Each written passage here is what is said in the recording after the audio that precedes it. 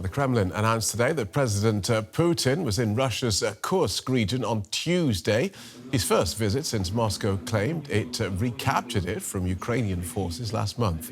Ukraine's incursion into Kursk last year was the first time Russian territory had been occupied by an invader since World War II, and a huge humiliation to the Kremlin. President Putin is still rejecting US and European ceasefire proposals, while his Foreign Minister Sergey Lavrov said today that the motive for a truce is so that they can calmly arm Ukraine, so that Ukraine can strengthen its defensive positions. Michael Kimmage is a history professor at the Catholic University of America. He's also author of Collisions, the War in Ukraine and the Origins of the New Global Instability, which traces the origins of the war. He joins us from Berlin. Welcome to DW.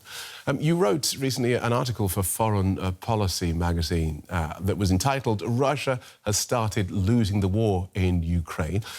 In this article, you say, "In Ukraine, Russia's military is stalled while deaths and casualties mount. Putin has no way out of the war other than to admit a version of defeat. The Kremlin can try to hide the war's misery from Russians, but only to the extent that it can tell the war story. Putin cannot as effectively erase evidence of a faltering economy." So let's explore that, Michael Kimmage. Do you really think Vladimir Putin will admit defeat? What would that look like?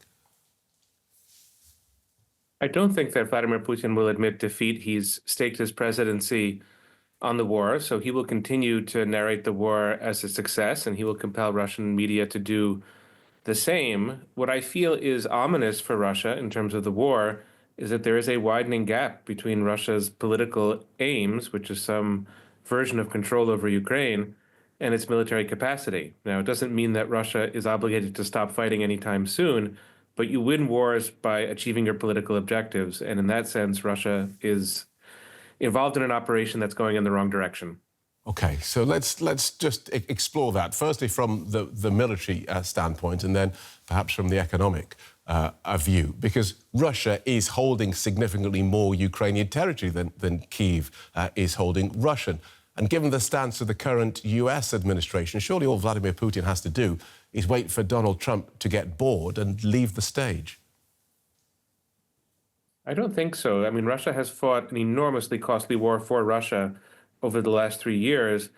And at the beginning of the war, February 2022, Russia occupied about 11% of Ukrainian territory, and now it's about 18 or 19% of Ukrainian territory that Russia occupies. So that's an incredibly slow rate of advance. Over the last year, Russia has advanced hardly at all. It is true that the US administration hasn't made up its mind about Ukraine and could scale back support. But what we also see is that Ukraine is making big technological advantages, especially with drone warfare, and that Europe is increasing its support of Ukraine. So it's an extremely slow rate of advance for Russia. Ukraine is by no means close to winning the war. That's also the case. But its capacities are strong and in many ways getting stronger. And so the chance that Russia could make a meaningful breakthrough, really capture enough Ukrainian territory to make a difference, those chances are now vanishingly small, and each day they get smaller. Doesn't have to make a significant military breakthrough, does it? It just has to outweigh the West. It just has to sit there and let Europe argue itself to a standstill as it gives Ukraine incremental amounts of support which allow Ukraine to barely hold on rather than advance. And as I've just said, the United States hasn't made its mind up yet. All Putin has to do is hang on. I don't agree with that. I think that if Vladimir Putin wants to control Ukraine in some enduring way, he needs to take several of Ukraine's major cities. To simply, lop off a bit of territory here and there doesn't in the end make much of a strategic difference in terms of the war. Now, Russia did take, sort of 2 major Ukrainian cities at the beginning of the war, or 3 rather, and it's lost 2 of those to Ukrainians.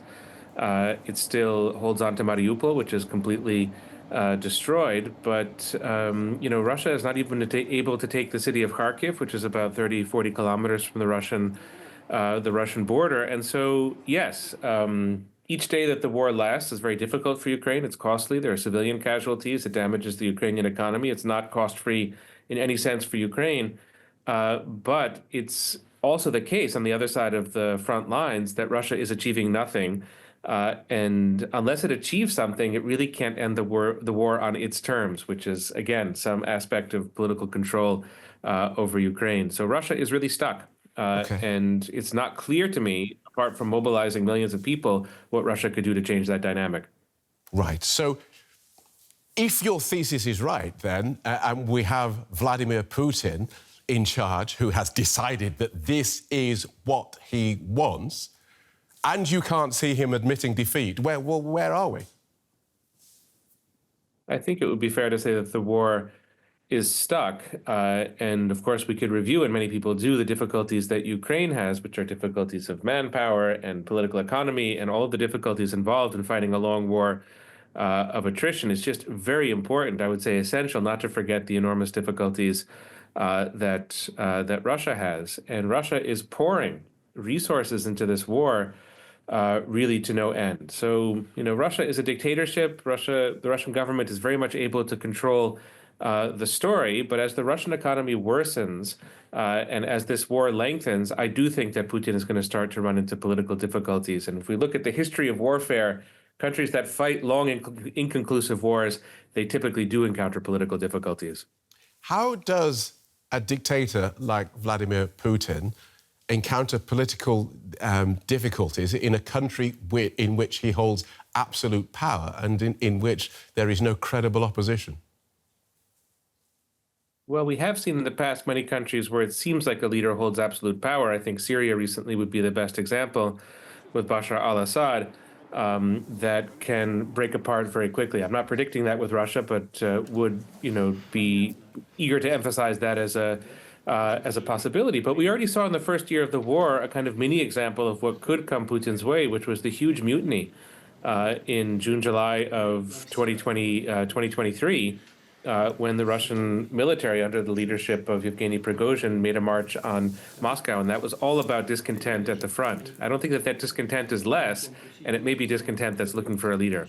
Yeah, but you say it was a huge mutiny. It was a group led by Prigozhin, who has now had an unfortunate accident, and the mutiny has been quelled. This sounds like wishful thinking and saying, well, this isn't likely to happen. It just doesn't sound credible. Well, the Prigozhin uprising was an uprising among military officers and soldiers within the Russian war effort, and from a figure who at one time had been very close to Vladimir Putin. So the fact that it was unsuccessful is, of course, meaningful. It's one thing, but it's also meaningful that it happened at all. I think, nobody can look into the future. It's very difficult to make predictions of any kind. But I would draw to your attention, just a reality that we know a lot more about Ukraine's problems than we do about Russia's problems, because Russia's problems are under the surface. But it doesn't mean that they couldn't come to the surface, and it doesn't mean that they couldn't be difficult. And in effect, Putin is selling his population on a war that his country cannot win. So I can't say that that's a losing proposition next year, 5 years from now, 10 years from now. I don't know the time frame, but I can say with certainty that that is a losing proposition. OK, it's an interesting idea, and thanks for joining us to explore it. Michael Kimmage from the Catholic University of America. Thank you so much. My pleasure. Thank you for having me.